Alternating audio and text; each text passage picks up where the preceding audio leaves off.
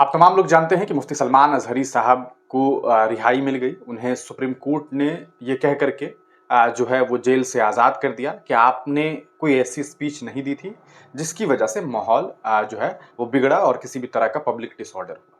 इसके बाद आप तमाम लोग जानते हैं कि उन्हें सुप्रीम कोर्ट ने रिहा किया। 2 जजेस की बेंच ने ये एक बड़ा फैसला देते हुए एक कहा जा सकता है व्यक्ति जो पिछले 10 महीने से प्रताड़ित हो रहा था, जो जेल में कैद थे, आखिरकार उन्हें जो है वो रिहाई दी गई।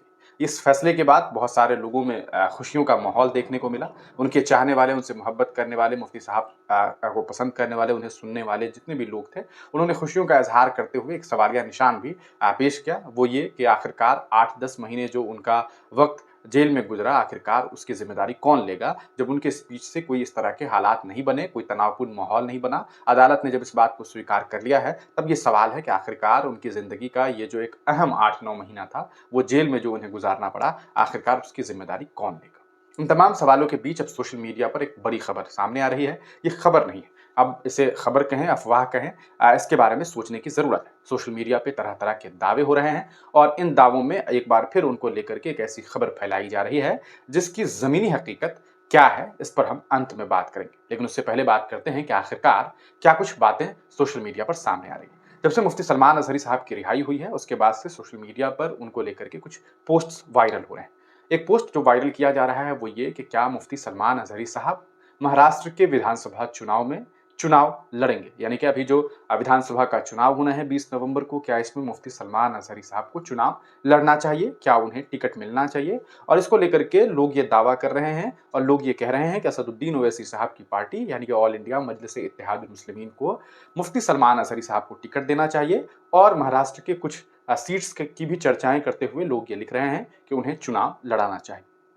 बहुत सारे लोग इस तरह के दावे भी कर रहे हैं, जिसको लेकर के कई सारे पोस्ट्स हो रहे हैं कि मुफ्ती सलमान अज़हरी साहब के को जो है अप्रोच किया जा रहा है कि वो चुनाव लड़ें। ये तरह-तरह की बातें सोशल मीडिया पर की जा रही हैं। पहले तो हम आपको कुछ पोस्ट्स दिखा देते हैं ताकि आपको ये ना लगे कि ये बातें मैं अपने ही मन से कह रहा हूँ। आइए सबसे पहले देखते हैं कि आखिरकार मुफ्ती सलमान अज़हरी साहब को लेकर के सोशल मीडिया पर क्या कुछ पोस्ट्स जो है अब वो सामने आ रही है। सबसे पहले देखते हैं कि क्या कुछ बातें की गई है। देखिए, एडवोकेट मुदस्सिर हैं, सोशल मीडिया प्लेटफॉर्म एक्स पर लिखते हैं कि ऑल इंडिया मजलिस-ए-इत्तेहादुल मुस्लिमीन मुफ्ती सलमान अज़हरी साहब को मुंबई या भिवंडी की किसी सीट से चुनाव में उतार देना चाहिए और उन्होंने असदुद्दीन ओवैसी, इम्तियाज जलील और वारिस पठान को टैग करते हुए ये लिखा है कि मुंबई या फिर उन्होंने एक और सीट के बारे में, भिवंडी सीट के बारे में जिक्र किया और कहा कि यहाँ से जो है उन्हें चुनाव लड़ना चाहिए। अब देखिए, ये एडवोकेट मुदस्सिर थे।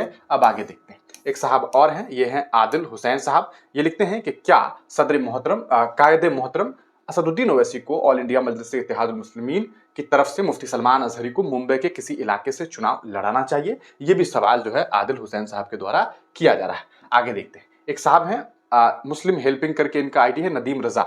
ये लिखते हैं कि क्या असदुद्दीन ओवैसी को एआईएमआईएम की तरफ से सलमान अज़हरी को मुंबई के किसी इलाके से चुनाव लड़ाना चाहिए? यानी कि इन्होंने भी ये सवाल सोशल मीडिया पर किया है। आगे देखिए, एक रॉयल करके एक आईटी है, ओवैसी का दीवाना। लिखते हैं, क्या असदुद्दीन ओवैसी को एआईएमआईएम की तरफ से मुफ्ती सलमान अज़हरी को मुंबई के किसी इलाके से चुनाव लड़ाना चाहिए? ये ट्वीट्स आप देख सकते हैं, ये अभी 20 अक्टूबर के बाद के ट्वीट्स हैं और इस तरह के कई सारे ट्वीट्स जो हैं वो सोशल मीडिया पर वायरल किए जा रहे हैं। उनकी कुछ तस्वीरें साझा की जा रही है और उन तस्वीरों के साथ इस तरह के मांग जो हैं वो सोशल मीडिया पर किए जा रहे हैं। कुछ लोगों ने मुफ्ती सलमान अज़हरी साहब की रिहाई के बाद इस तरह के पोस्ट्स किए, जिसमें एक तरफ शेर को दिखाने की कोशिश और दूसरी तरफ मुफ्ती सलमान अज़हरी को दिखा करके ये लिखा गया कि लायन इज बैक।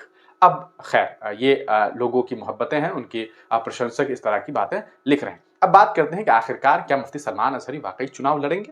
देखिए, अभी तो वो जेल से निकले हैं और चुनाव लड़ना ना लड़ना ये उनका निजी मामला है। अब कुछ लोगों ने और भी बहुत सारे ट्वीट्स किए हैं। कुछ लोगों ने ये ट्वीट्स किया है कि इम्तियाज जलील साहब ने जब अभी 23 सितंबर को जब उन्होंने महाराष्ट्र में मुंबई में एक महाराष्ट्र के अलग-अलग हिस्सों से मुंबई जब वो कूच करते हैं कि यात्रा निकाली जाती है, तिरंगा यात्रा, वहाँ पहुँच करके कुछ मांग करते हैं। उनकी जिस तरह की मांग थी उसमें एक मांग ये थी कि जो रामगिरी महाराज है उसे गिरफ्तार किया जाए, मुफ्ती सलमान अज़हरी को रिहा किया जाए और इस तरह की कई सारी मांग उनके द्वारा की गई थी। जिसके बाद पार्टी के कई सारे कार्यकर्ता इस बात पर जो है वो ज़िक्र कर रहे हैं और कह रहे हैं कि इम्तियाज़ जलील साहब के उस बयान का भी इफ़ेक्ट जो है वो देखने को मिला और मुफ्ती साहब की रिहाई हुई। हालाँकि आपको बता दें कि मुफ्ती सलमान अज़हरी साहब की रिहाई के पीछे लगभग दर्जन भर वकील जो हैं वो लगे हुए थे, तमाम कोशिशें की जा रही थी, उनके भाई साहब ने बहुत मेहनत की और उस मेहनत का नतीजा ये रहा कि उन्हें जो है कामयाबी मिली और 8-10 महीने के बाद जो है उन्हें रिहाई मिल गई है। अब चूँकि चुनाव की बात है, कोई भी इंसान चुनाव लड़ेगा या नहीं लड़ेगा ये उसका व्यक्तिगत मामला है। अब लोग तो सोशल मीडिया पर ये कह रहे हैं कि उनको चुनाव लड़ाना चाहिए, कुछ लोग ये कह रहे हैं कि पार्टी को लड़ाना चाहिए, कुछ लोग कहते हैं कि मुफ्ती साहब को लड़ना चाहिए। लेकिन क्या किसी ने मुफ्ती सलमान अज़हरी साहब के दिल की बात जानने की कोशिश की? क्या उन्होंने इस तरह का कोई बयान दिया या कभी उन्होंने इस तरह की बातें की? मुफ्ती सलमान अज़हरी साहब ने एक बात सोशल मीडिया पर बहुत पहले कही थी किसी मीडिया कर्मी से बातचीत करते हुए, जिसका मैं एग्ज़ैक्ट लाइन तो नहीं, लेकिन मुझे जहाँ तक याद आ रहा है उन्होंने ये बात कही थी कि लोगों को अपनी सियासी बेदारी जो है वो पैदा करने की ज़रूरत है। अपने नेताओं को चुनने की ज़रूरत है, किसी के भरोसे नहीं, चाहे वो कांग्रेस हो, चाहे बीजेपी हो, अपनी पार्टी जो है, यानी कि अपनी पार्टी का मतलब अपनी क़यादत मज़बूत करने की बात उन्होंने एक मीडिया कर्मी से बातचीत करते हुए कही थी। अब अपनी क़यादत का मतलब लोग अपनी क़यादत से सीधे तौर पर असदुद्दीन ओवैसी को जोड़ देते हैं और इसे एआईएमआईएम पार्टी का समर्थन के तौर एआईएमआईएम पार्टी के समर्थन के तौर पर देखते हैं। अब सवाल ये है कि क्या वो चुनाव लड़ेंगे? देखिए, राजनीति वैसे तो बहुत अच्छी चीज़ है और राजनीति बहुत बुरी भी चीज़ है, ये दोनों ही चीज़ें हैं। लेकिन अगर आप ये सोचते हैं कि क्या राजनीति में जाना बिल्कुल ही सही नहीं है, तो ये भी गलत है।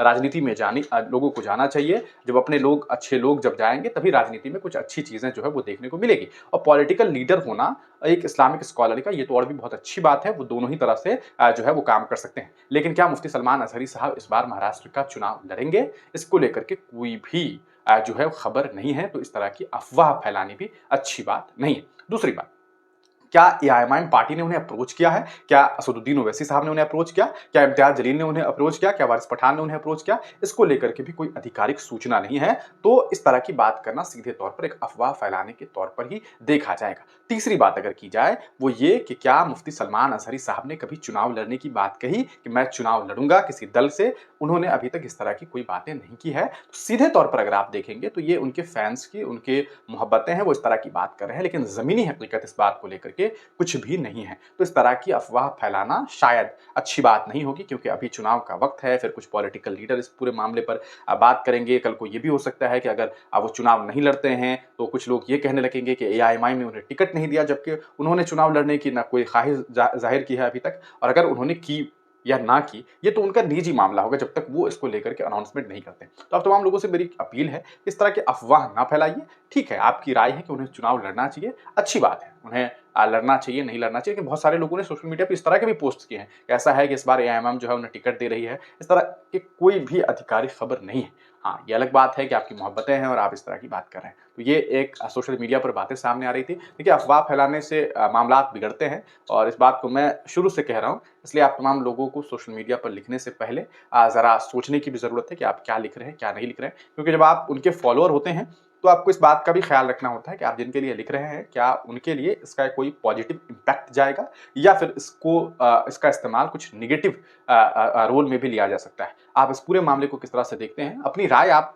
देने के लिए आज़ाद हैं। हिंदुस्तान एक आज़ाद मुल्क है और यहाँ पर आज़ादी है लोगों को अपनी बात कहने की, और इसी बिना पर लोग कह रहे हैं। लेकिन अभी तक इसको लेकर के कोई आधिकारिक सूचना नहीं है, ना पार्टी के लेवल पर, ना मुफ्ती साहब के लेवल से, ना उनके परिवार की तरफ से, ना उनके तरफ से कोई इस तरह के बयान दिए गए हैं कि वो चुनाव लड़ेंगे। तो अभी आप इस बात को सीधे तौर पर समझ सकते हैं कि उनके चुनाव लड़ने की जो बातें हैं, वो महज़ अफ़वाह है और ये सोशल मीडिया पर लोगों के द्वारा जो है वो साझा किया जा रहा है। आप इस पूरे मामले को किस तरह से देखते हैं और आपकी क्या राय है? क्या उन्हें चुनाव में आना चाहिए, नहीं आना चाहिए? आप अपनी राय जो है आप वो लिख सकते हैं। लेकिन मैं आपको फिर से कह रहा हूँ, आधिकारिक सूचना इसको लेकर के बिल्कुल नहीं है, ना ही पार्टी के लेवल पर, ना उनके लेवल से इस तरह की कोई खबर सामने आई है। अगर आपके पास इस तरह की कोई खबर हो तो आप हमसे साझा कर सकते हैं।